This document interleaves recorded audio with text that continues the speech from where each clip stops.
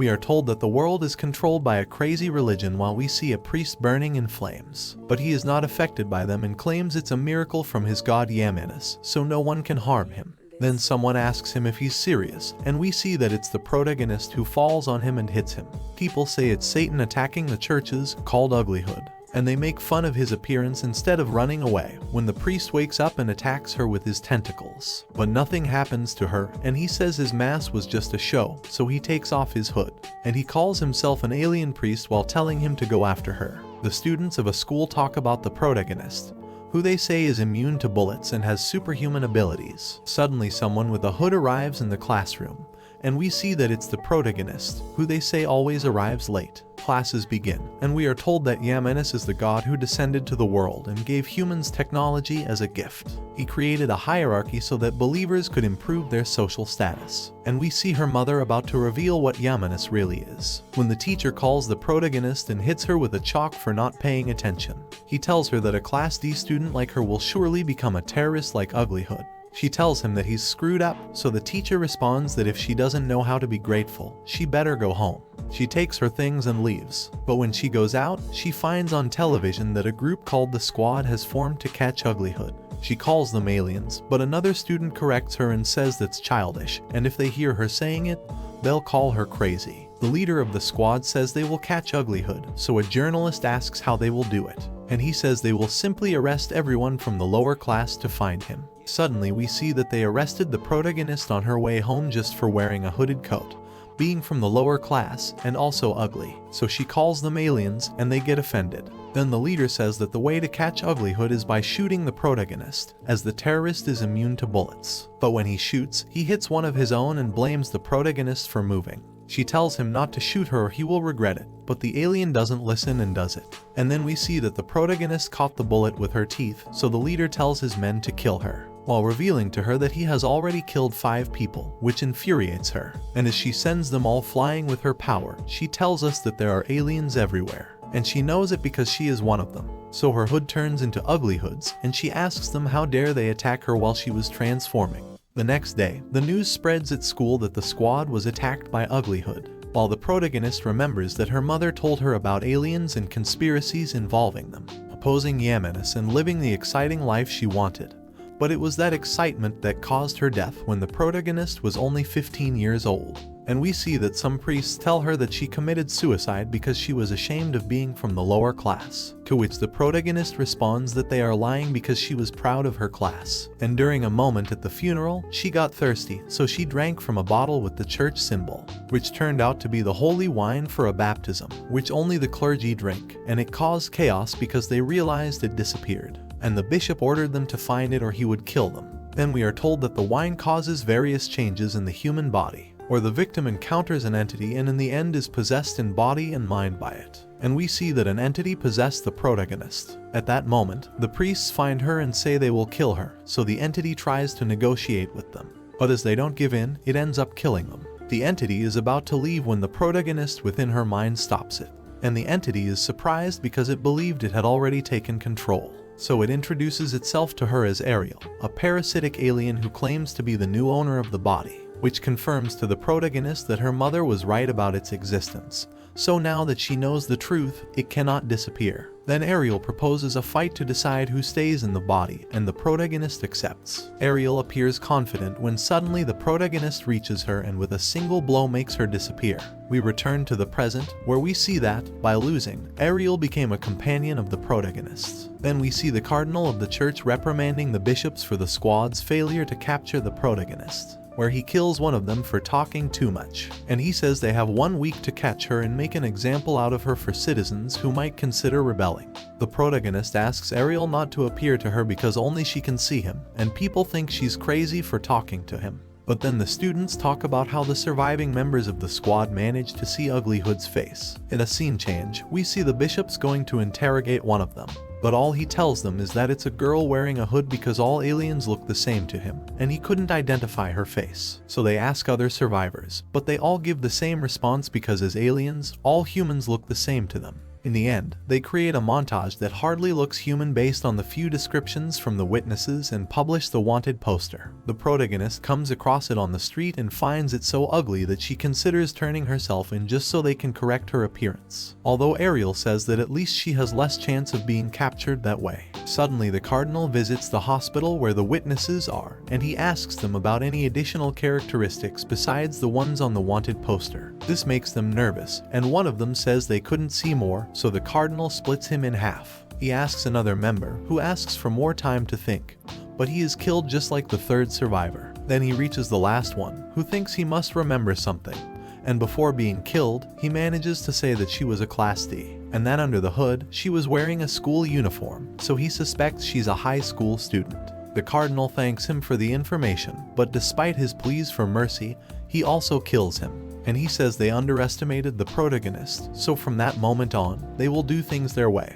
And he already has a suspicion. Once his superior leaves, the bishops say they need to recruit new members to rebuild the squad, but they fear the cardinal's methods. The next day in class, the teacher announces the arrival of a new transferred student, and when he asks her to come forward, they see that her class is priest, and she turns out to be the cardinal's daughter, who tells them to shut up and introduces herself as Sierra Greenmile, who was transferred because her previous school was full of idiotic imbeciles. We are told that all the students insulted Sierra in their minds, although there were exceptions like the protagonist and a girl named Julia Martin, who is also in Class D. The teacher tells the girl to sit next to the protagonist, and Ariel mentions that her presence implies that the church is plotting something, so the protagonist should ignore the new girl, and when they make eye contact, the protagonist struggles to ignore her. During the break, a girl bumps into Julia and apologizes, but her friend tells her not to because her brother is a nameless. There, we learn about the class system that governs the world, which is determined by how much money people offer to the church.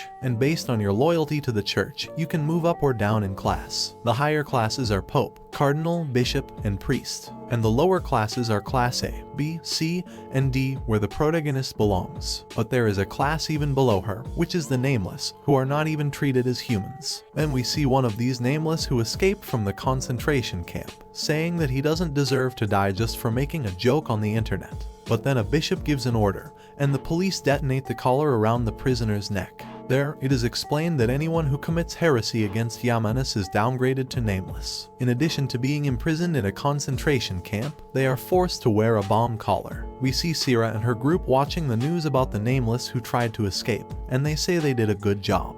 But she says no, they should have killed them all along with their families. And she asks Julia if she's wrong because her brother is a Nameless. There, a priest informs Bishop Maya Shadu that the cardinal sent his daughter to the institute to investigate Uglyhood. And the bishop says it's not good because she was her nanny and says she's crazy because she loves to harass the lower classes. Then we see Julia telling Sierra to apologize, but she keeps mocking her brother and says he should commit suicide. So Julia gets angry and punches her. The protagonist returns to the classroom and sees a crowd outside. When she enters, she discovers that Sierra is hitting Julia. The other students do nothing, although they think it's too much, and Ariel warns the protagonist that it's not in her best interest to intervene no matter how angry she is, because she's not even friends with them, and getting involved with someone related to the church is not the right thing to do. Suddenly, the protagonist stops Sierra's arm. Sierra orders her to let go and asks if she's deaf because the protagonist doesn't respond. But the protagonist says she can hear perfectly and asks if it's fun to play that way, and that they should stop there. Due to the elimination of the previous squad, the bishops prepared a contest called Yamanis Got Talent, with the aim of finding new members for the squad, and the first contestant is a boy named Diacesenon, whose only power is to vibrate his voice when he sings. We return to the protagonist, where Sierra insults her and challenges her to hit her, but she tries to control herself and not do it because with her superhuman strength, she could kill her and cause a disaster. So she lets her go, but then Sierra hits her. However, the punch does nothing to her, so Ariel reminds her to turn her head to disguise it. But she does it on the opposite side. So Sierra hits her again multiple times, and the protagonist reacts on the opposite side each time. So Sierra thinks it doesn't feel like she's hitting her, and the students think the same. So the girl punches her, but the protagonist stops it with her head and tells her to stop bothering Julia if she doesn't want to die, which scares Sierra, who leaves while telling her that someday she will kick her ass. The protagonist and Julia go to the bathroom to clean up, and the girl thanks the protagonist for the help.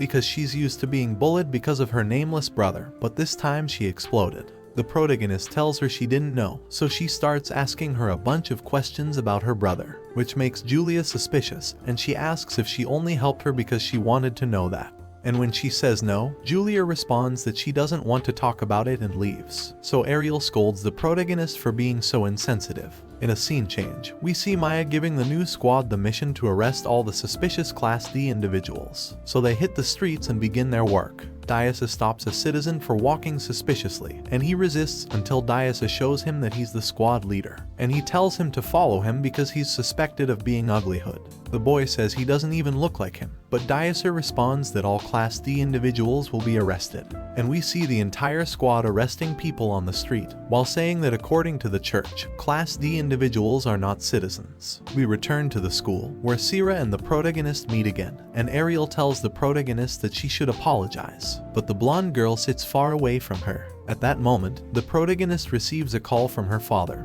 who asks if she's okay, and tells her not to leave the school because they are arresting all the Class D individuals. Moments later, we see that they were all put into a large warehouse, and the bishops are surprised that there wasn't a single news about it, even though it happened right on the street. While they talk, one bishop warns his companion to watch his back when suddenly a boy appears and knocks him out, taking his clothing, while he announces that he has completed the infiltration. We return to the protagonist, who thinks that she is slowly becoming more of a nuisance than a savior, so she can't ignore the Class D individuals being arrested and sets off to help them. A bishop named Abel congratulates the squad for their work and tells them to kill anyone who tries to escape, while reflecting on the fact that they did a task that would have required hundreds of men, and he loves how roughly they treated the suspects. Abel leaves and has the squad apologize to the people for arresting them. Then he says that if Uglyhood surrenders at that moment, he will let everyone go safely, and he gives him 10 seconds to surrender. There we see the protagonist asking for permission to leave early, but the teacher in charge denies it, and says that she is the substitute teacher named Sen Fraud. The protagonist tries again, but Sen doesn't yield to her lies and tells her that if she breaks the rules again, she will inform her father. Then the protagonist says that this time it's an emergency, but when Sen asks her what it is, she doesn't respond because she can't tell the truth. So the teacher tells her to go back to class, and we see her frustratedly doing so.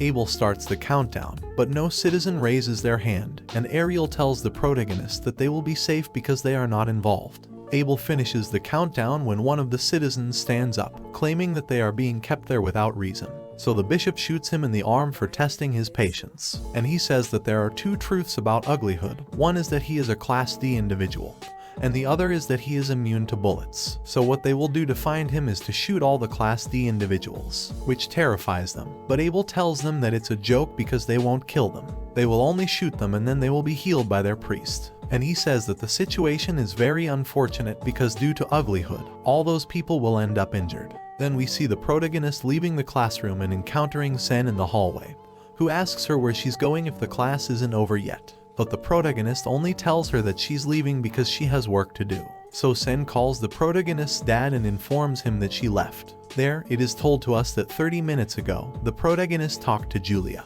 and the girl told her not to worry because someone will come to save them. She was referring to someone else, but she makes an excuse saying that Uglyhood will do it, that he must feel remorse because everything is his fault. And we see that the protagonist decided to skip classes to get rid of that feeling. In the warehouse, the people from the church wonder if Uglyhood will really take the bait, and they say that Abel is enjoying it too much, while he tells the people to just take it like a vaccine in the arm.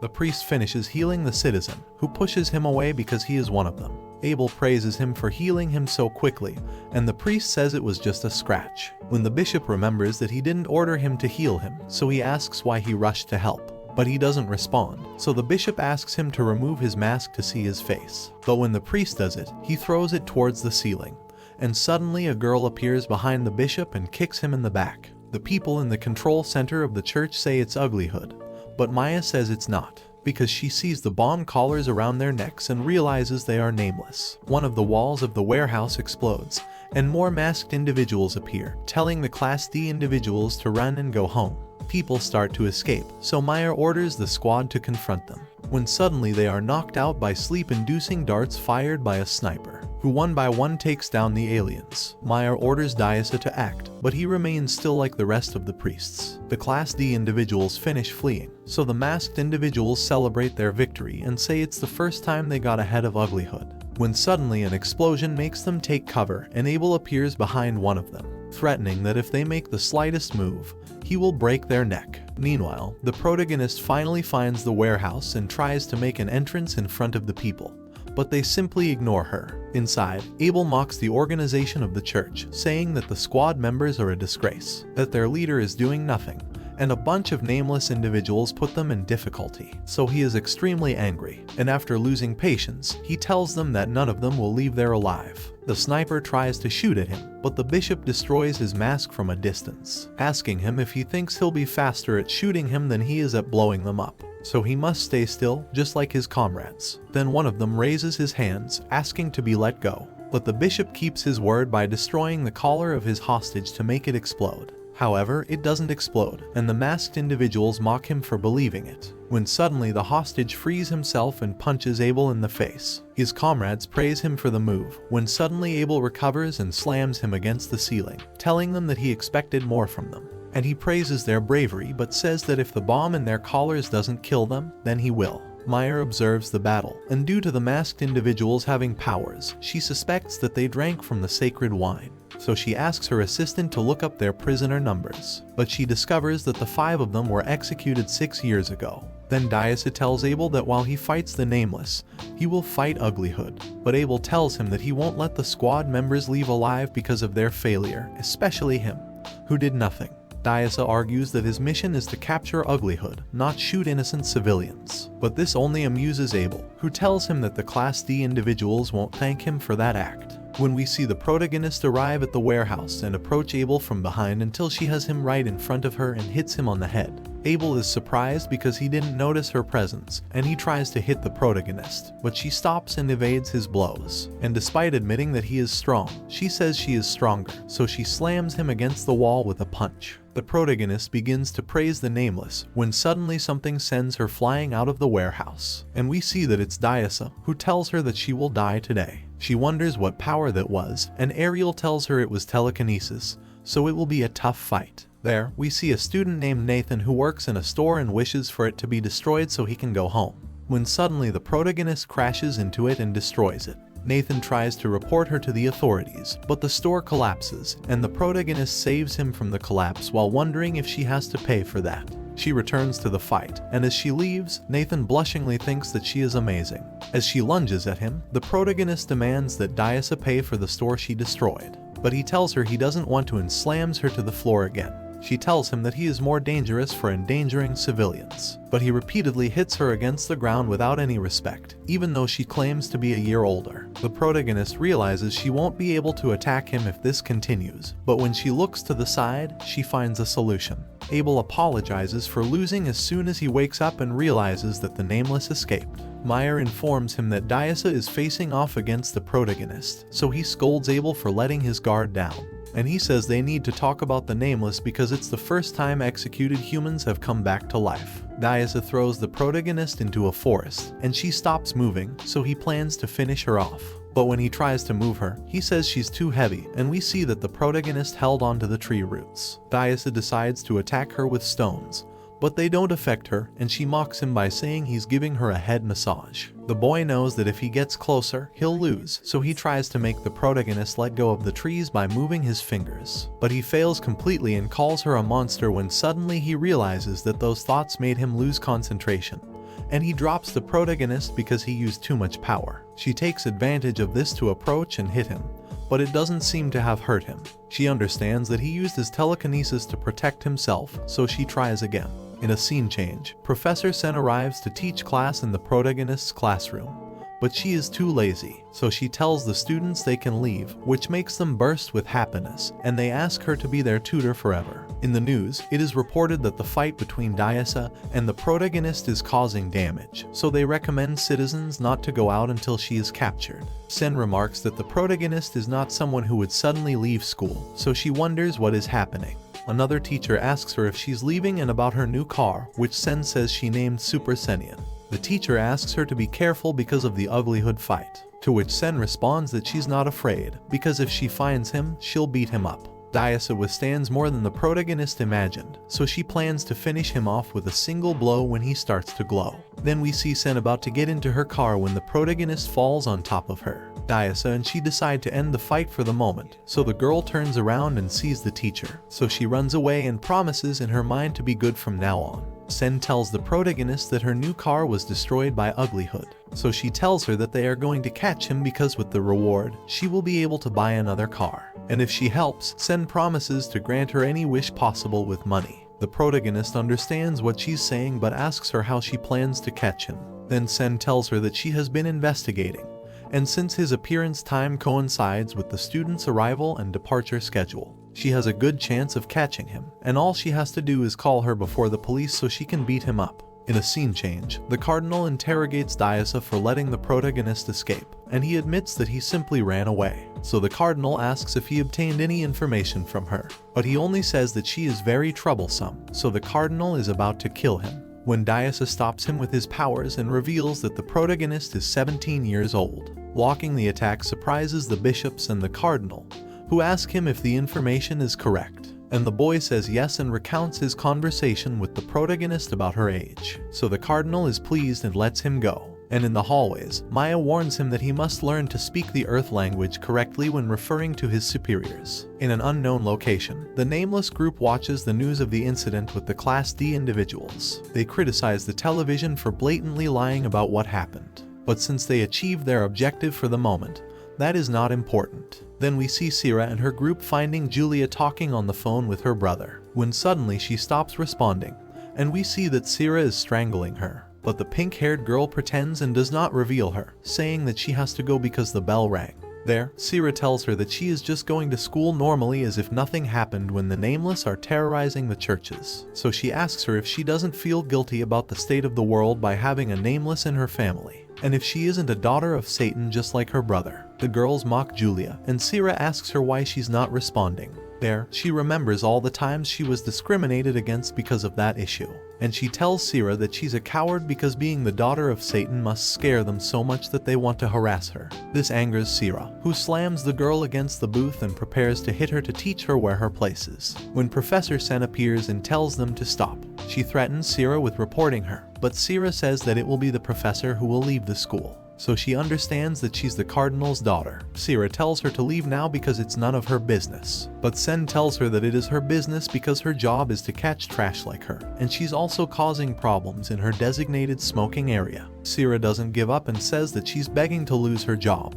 But her friend asks her to leave because Sen has a reputation for being crazy. And we see that she caught her smoking, so she punished her by making her cultivate tobacco in a plantation. So they manage to make Sira give up, and they leave while Sen sticks her middle finger up at her. Julia thanks the teacher, and she asks her to let her know if they bother her again. But Julia says she can't help her because everyone else only makes the situation worse when she defends herself. So she can't do anything, and she asks her not to worry about her because she also did something wrong, which was hitting her. But the teacher says it's normal, and if it had been her, she wouldn't have done just that to retaliate. So her reaction is even generous, and although she can't help her in a significant way, she tells her she didn't do anything wrong. Then we see the moment when the church takes the girl's brother. He asks her not to let that discourage her because they didn't do anything wrong. So she thanks him for helping her. When we see that the call was still active, and the entire Nameless group was listening, so they ask who those bitches were. There we go back to the protagonist while she's walking on the street, and Ariel asks her what she plans to do about Sen because she's making more enemies as time goes by. She asks why she should be concerned, and Ariel warns her that she's too confident in her power, so someone stronger could come and defeat her. But she ignores it and tells him that she has enough with her father's scolding. When suddenly someone asks her why she's muttering to herself so much, and they tell her that they finally meet while calling her Uglyhood, and they see that it's a pair of aliens that Ariel recognizes as members of the first squad. But since they can't hear them, the protagonist repeats everything he says. She asks them why they disappeared and didn't return to the church. They respond that they will be killed as soon as they return, so they have no reason to do so. The protagonist then supposes that they are there to be painlessly killed before the church finds them. But they say it's not the case, but rather to give her information about the church, starting with the fact that everyone in it is an alien, which she already knew. There we see Yellow and Daiso preparing for patrol, and the leader asks if he prefers the current situation to when he was a space refugee, to which his companion responds that he prefers the current one because he has a home where he can eat, and he likes the Earthlings. And they recount how they both ended up lost in space for their respective reasons. That's why it's preferable for the church to execute them rather than starve to death, and they even have the possibility of moving up in class. However, even though he is right, Daiso wonders why the church seems so ominous to him.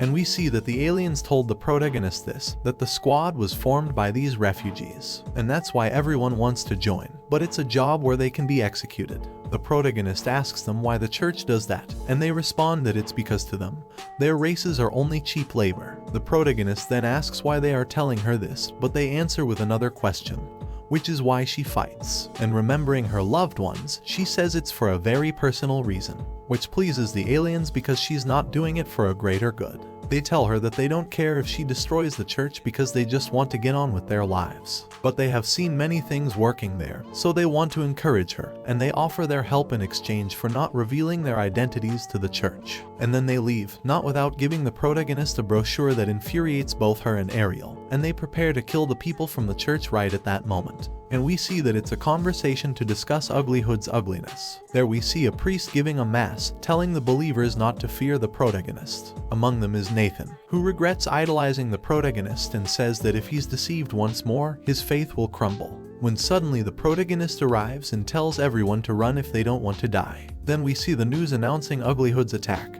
and Sen says that she now seems to attack when she's bored. And she stands up, happy that she has finally appeared. People start panicking, and a man grabs Nathan by the arm to get him out of there, while he thinks he must be crazy. The priest mocks him, saying that he fell into his trap. But when he realizes that she's not of high rank, she leaves and tells him to bring the bishop. Suddenly, the priest lunges and takes off her hood to take pictures of her face. But upon closer observation, he sees that she has her own sign as a mask, which scares him so much that he faints. Unable to get anything from him, she decides to leave since being in the church makes her uncomfortable. Sen tries to contact the protagonist, but she doesn't respond, so she says she'll do it on her own. Then we see her resting and drinking water when suddenly someone calls her. And it's Nathan with a stick, who says that his faith almost crumbled again, but now he will catch the demon. However, when the protagonist reveals herself, Nathan bursts out saying that he's her fan. Sen arrives at the scene, but she realizes that the commotion has already passed, and she believes that the priest died. So she approaches and finds the phone with which he took pictures of the protagonist, and she sees that they were taken 12 minutes ago. So she deduces that the protagonist is still around somewhere. Nathan kneels down and asks the girl for her autograph, wondering what's happening. And Ariel and she conclude that he's just a weird boy, so they get ready to leave. When Nathan asks her to wait, because although everyone says she's ugly, he fell in love with her bravery and audacity when she saved him before. And although everyone says she's Satan, she's his hero. The boy thinks he's committing heresy by calling a terrorist a hero, but he says it feels good to say it. And the words came out against his will, so he thinks he will now die for a terrorist. It is then explained that due to her personality, the protagonist never had friends, and her presence was almost invisible, but she was so flexible that it wasn't a problem. But all humans seek attention, especially a teenager after puberty, who couldn't let an opportunity like this pass by. So the protagonist returns, takes the notebook, and asks the boy his name. And when he gives it to her, she says it's a good name, so she will remember it. While Ariel hits her and asks what she's doing because it's obvious it's a trap. But she still gives him the autograph when suddenly she sees someone else watching them. And it turns out to be Sen, who tells her that she found her, which terrifies the protagonist, who drops the notebook and runs with the teacher chasing after her. The protagonist wonders why Sen is there and says that if she keeps running, not only will it be a long way, but there will be damages again. So she turns around and decides to confront her without hurting her too much, and even allows her to deliver the first blow. But when the teacher does, she realizes that she feels pain and can't stop her, and she thinks that hadn't happened since she drank the sacred wine, because neither punches nor bullets hurt her, but now the beating is causing her pain. The protagonist is stunned on the floor, and Sen says she's weaker than she thought, and we see that Ariel wonders the same thing, and if Sen was really that strong. But she says no, rather the protagonist's power weakened for some reason for a moment. Sen then asks her if she's truly Uglyhood since she fell after a few punches, or if it was all a lie from the church, or if it's an impersonator, in which case she better go home. But if it's real, then she must stop with terrorism because with that power, she will only end up being killed by the church. So she turns around and tells her to go away because she has already avenged her car's death. This surprises the protagonist because she's not after the reward or calling the police, so she's relieved that her identity hasn't been exposed. But then Sen decides to call the protagonist to tell her that she will stop searching for Uglyhood. And the protagonist's phone rings, so the teacher returns and takes off her hood, discovering that she's the protagonist. She asks her what she's doing and if she did it for attention or money. At that moment, she compares the wanted poster with her face and hits her. And she says she knew something was wrong because she had never encountered a person who remained alive after being hit by her. In addition, Uglyhood appeared when she left school, so all the clues match, and she concludes that she must be the real one. The protagonist says she's not, but Sen hits her again because even if she isn't, dressing up as a terrorist justifies hitting her. So she asks her again to tell the truth, but the protagonist lies again. And Sen tells her she's very bad at it and asks if she wants to be like her mother. This angers the protagonist and reactivates her power while telling her it's none of her business. And she doesn't know how her mother died or why she does that, so she must stay quiet. And she can report her if she wants, as she will never be caught. All while her power continues to increase. So Sen lets her go and starts laughing, saying that she must be very sure if she's going to confront the church, and that she became the student she taught her to be. The protagonist asks her if she's not going to report her, and the teacher tells her no, so she asks her to follow her because they have a lot to talk about. Both of them arrive at a park, and Sen gives the protagonist an alcohol can even though she's underage. She says she already drank the sacred wine. And supernatural powers only exist in people who have been baptized, who say it's a divine gift. But she doesn't believe it to be so. So Ariel deduces that the teacher hasn't realized yet that they are alien parasites. Sen then asks the protagonist how she obtained the wine, and she tells her about her mother's funeral. So the teacher says they were idiots for mismanaging their wine in such a bad way. So the protagonist asks her why she didn't report her, and Sen tells her it was for 3 reasons. The first one, because she wasn't sure if it was real, the second one because it was about the protagonist, and the third one because she hoped Uglyhood could destroy the church. And she reminds her of the Great Cleansing 6 years ago, where thousands of people were killed or degraded to namelessness, and where the protagonist lost her mother and her only friend. Sen says that after that, she stopped believing that Manhwa was a god, and that she would break his neck. So the protagonist silences her. Sen then suggests to her that, although she knows she won't listen, she should give up terrorism because she can't take on the church alone. And it's only a matter of time before her identity is discovered. And she says she knows it because she confronted them before, and she's about to tell her an ultra secret. In a scene change, Meyer interrogates Sira about the possibility of Uglyhood being in their school, but she complains about the church using her to promote school violence, with the goal of provoking Uglyhood's sense of justice to make her come out, and she says it's an order from the cardinal. This annoys Sira because she says she's being used as bait to find the terrorist, but she ends up accepting.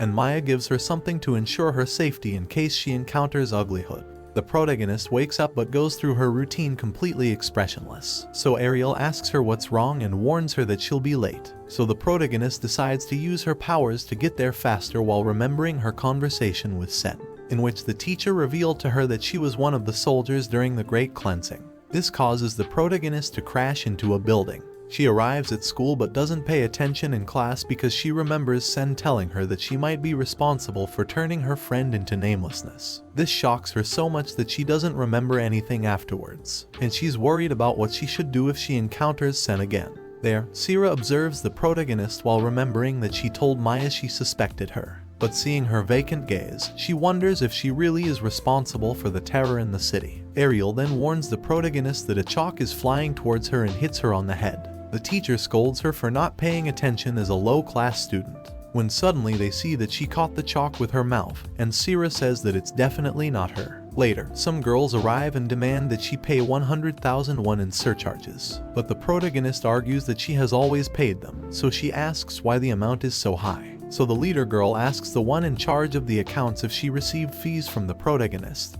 and she says no. So they ask if she wants to make them look like scammers. The protagonist says she did pay and they can ask the student representative if they don't believe her. But the girl says she's just making excuses because she's a Class D student who can't pay. This makes the rest of the class think the same, and Ariel realizes it's because of Sira, who changed the atmosphere of the class, and that's why the victim of bullying switched from Julia to the protagonist. The protagonist thinks she hates arguments because she has never won one, so she either avoids it or ends up in a fight. But because she drank the wine, she could kill the girl, so she can't fight. But she also doesn't have the talent to win the argument. And Ariel tells her she has to say something or they'll keep coming, so she apologizes and says she's bankrupt. So they mock her even more and start to leave. But Ariel says she can't keep ignoring it since they share the same body. So she tells the protagonist to repeat everything she says now. And she stops the girls by asking them what the hell they're doing. The leader asks if she will argue with the class when it's her fault for not paying. But the protagonist asks if she has proof of that. They say the girl in charge of the account said it, but she argues that if she hadn't paid,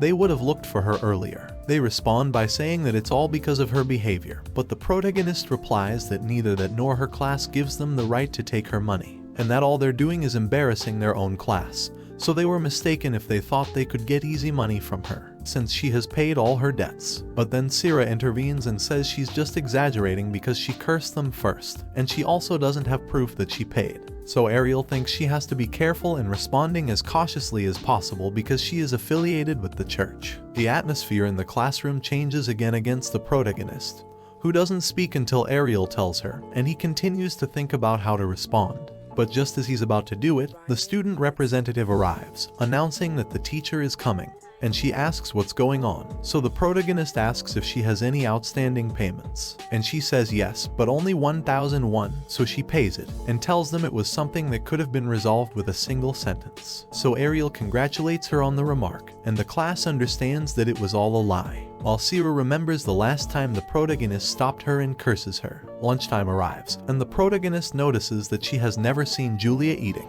And Ariel says it's probably because she has no one to eat with, and suggests asking her naturally if she wants to eat with her. But the protagonist asks her loudly, so Julia responds loudly too, saying that she does want to eat with her. Both of them go to the cafeteria, but they wonder what they should do because they have never eaten with another person before. So the protagonist tries to make small talk about the food, which is terrible, although she's so hungry that she'll eat a lot. But after that, an uncomfortable silence ensues. That's when Julia apologizes to her for not helping her when she was fighting, even though the protagonist did help her when she was in trouble. But the protagonist tells her she doesn't have to apologize because she always thought Julia was cool for not keeping quiet in front of bullies, which gave her the confidence to speak up, so she shouldn't apologize because she did nothing wrong. This embarrasses Julia, who asks her why she asked about her brother and if she wants to know something. The protagonist remembers and says it's nothing, but Julia warns her that she won't answer later, so it's her last chance to do so. The protagonist then asks if Julia is still in contact with her brother, but she tells her that he was arrested and executed during the Great Purge. So the protagonist hits herself for being so insensitive, but then Julia signals to her that he didn't die,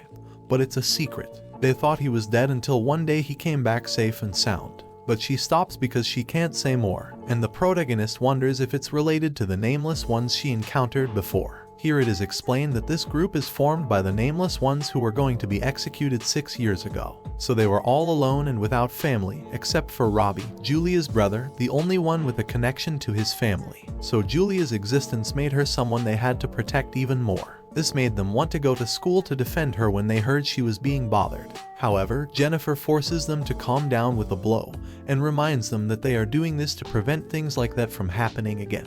Then they talk about Uglyhood, and they consider that the information stating that he is a high school student is accurate. And although they don't know his motives, they must have him on their side, so they will try to get him to join them because they are still too weak to fight against the church. In a scene change, a bishop named Olivia returns and greets Maya, and she says that the church doesn't seem to work without her, so she asks about Sira. They used to be good friends, but the girl trembled every time she saw Olivia. Suddenly, the bishop attacks a spot on the ground and says she thought it was some bug sneaking around. And we see that it's Abel, whom Olivia mocks for being defeated by Uglyhood and the Nameless Ones. Abel says it happened because he was soft with them, and they challenge each other to fight. Olivia attacks the boy, but he turns invisible and dodges the blow until Olivia discovers him. But Maya gets tired of the fight and sets both of them on fire to make them stop fighting, emphasizing that they must obey her orders when she tells them and that they should focus on Uglyhood. To which Olivia says she has an idea, but Maya doesn't listen because she already has Sira looking for her,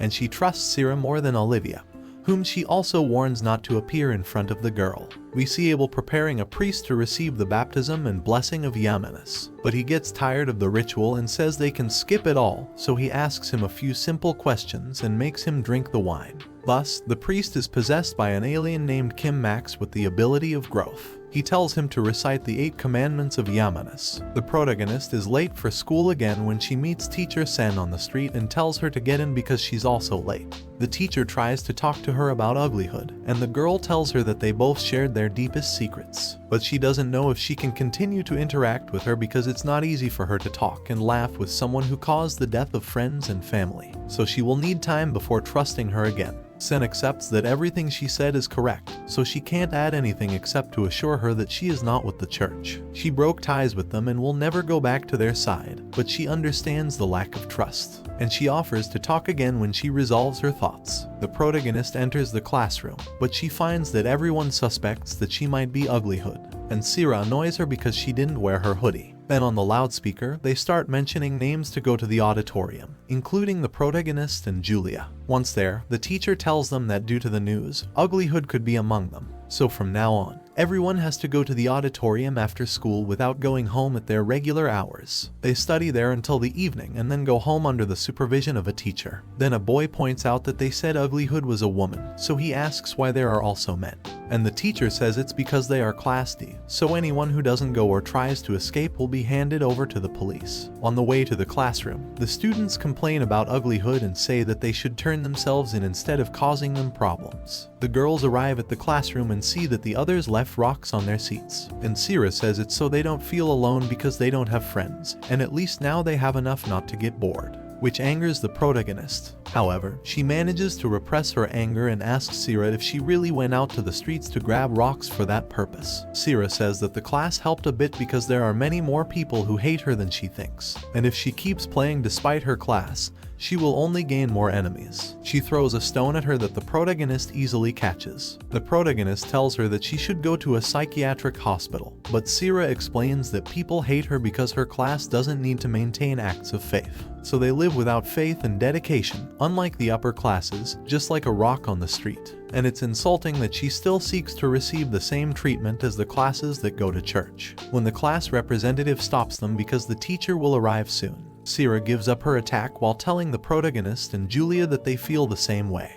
After class, the class representative apologizes to them for not being able to stop those who threw the stones. She says that there has always been hatred towards Class D, but it worsened after Sira arrived, along with the rumors about Uglyhood. So if things get serious, she will notify the teacher. But Julia tells her that it won't do any good. Just then, Sira arrives and tells her that she's very kind for cleaning up for them. But it won't be easy with her next time, so if she doesn't want to suffer like them, she must choose her side wisely. Ariel is proud that the protagonist is enduring and realizes that she's in danger. But she falls asleep, and Ariel wonders how she can sleep so deeply in that situation. Classes progress, and Sira sees the box that Maya gave her while remembering her words about using it if she was in danger. And when she opens it, she sees that it's a gun.